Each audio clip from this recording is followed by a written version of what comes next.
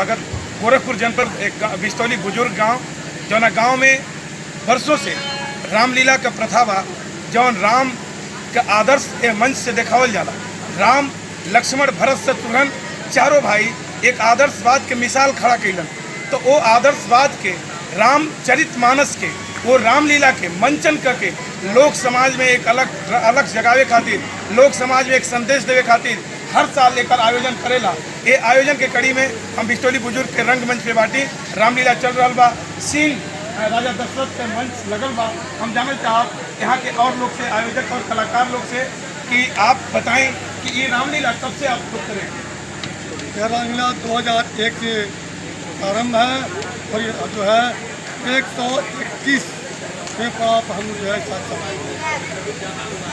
अब तो चूँकि आधुनिकरण हो गई, समय बदला था, तो का कोनो चुनौती ऐसा महसूस होले कि रंगमंच थोड़ा पीछे छूट जाता?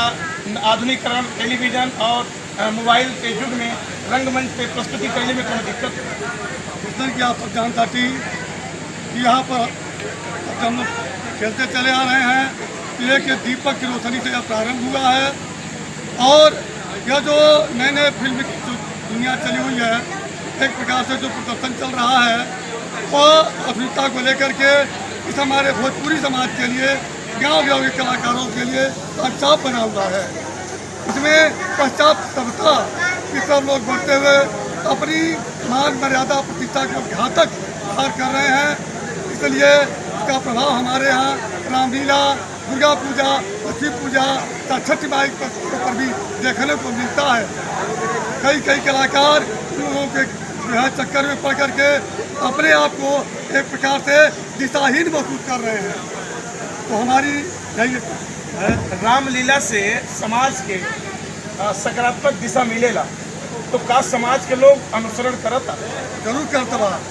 यहाँ तक कि रामलीला जब हो जाती है, उसके बाद घर गांव में बच्चे अलग से रामलीला खेलते हैं। वे अपने माता पिता का पैर छूते हैं और कहते भी हैं कि कुछ बुलाता है तो क्या है पिताजी।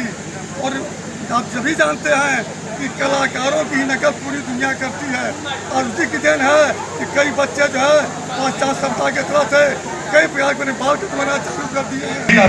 आप सोचिए हो सकती है तो क्या हमारे यहाँ सीता जी, अनसुईया जी, कैकेयी और भक्ति की तो